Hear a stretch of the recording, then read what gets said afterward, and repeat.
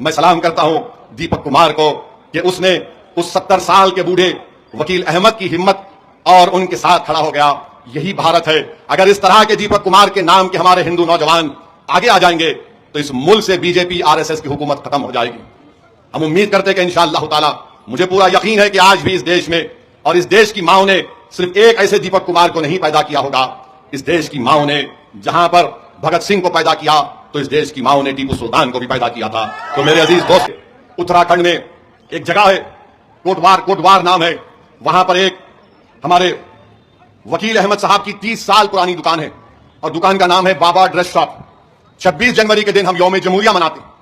पूरे देश में रिपब्लिक डे या यौम जमहूरिया के तौर पर मनाया जाता है कि हमने उस दिन भारत के आईन को अपनाया था जिसको बाबा साहिब अंबेडकर ने बनाया था। तो उस दिन उत्तराखंड के कोटवार में वकील अहमद की दुकान पर बजरंग दल के लोग चले गए और जाकर उनको गाली गलौज और डरा रहे थे, धमका रहे थे कि तुम कैसे बाबा ड्रेस शॉप का नाम लिखते हो, तुम बाबा निकालो।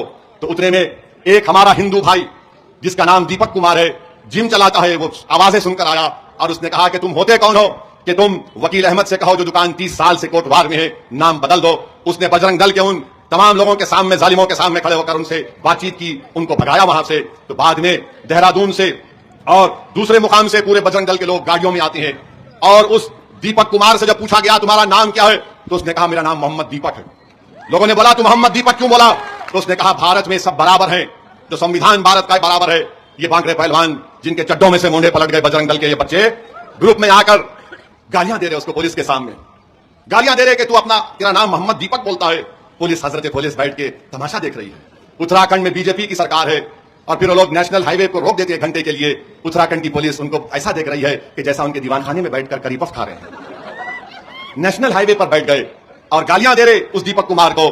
आप बताइए क्या ये रूल ऑफ लॉ है? क्या ऐसे कानून की इज्जत बाकी रहेगी क्या? मेरे अजीज दोस्तों और बुजुर्गों, मैं सलाम करता हूं दीपक कुमार को कि उसने उस 70 साल के बूढ़े वकील अहमद की हिम्मत और उनके साथ खड़ा हो गया। यही भारत है। अगर इस तरह के दीपक कुमार के नाम के हमारे हिंदू नौजवान आगे आ जाएंगे तो इस मुल्क से बीजेपी आरएसएस की हुकूमत खत्म हो जाएगी। हम उम्मीद करते हैं कि इंशाअल्लाह ताला, मुझे पूरा यकीन है कि आज भी इस देश में और इस देश की माओ ने सिर्फ एक ऐसे दीपक कुमार को नहीं पैदा किया होगा। इस देश की माओ ने जहां पर भगत सिंह को पैदा किया तो इस देश की माओ ने टीपू सुल्तान को भी पैदा किया था। तो मेरे अजीज दोस्तों और बुजुर्गों, यह पैगाम मैं आपको देकर जा रहा हूं कि मजलिस इत्तेहादुल मुस्लिमीन कभी किसी मजहब के खिलाफ थी ना कभी रहेगी इंशाअल्लाह ताला। हम खुलकर बोलते हैं और हमारा बोलना यह है कि जब इंसाफ की बात होती, मसावात की बात होती है, इक्वालिटी जिसको अंग्रेजी में, जिसको हमारे आईन में आर्टिकल 14 में लिखा गया, इक्वालिटी का मतलब फॉर्मल नहीं, सब्सटेंटिव इक्वालिटी की बात की गई है। यही इक्वालिटी की लड़ाई जिसको भारत के संविधान में बाबा साहब ने किया, मजलिस लड़ रही है। तो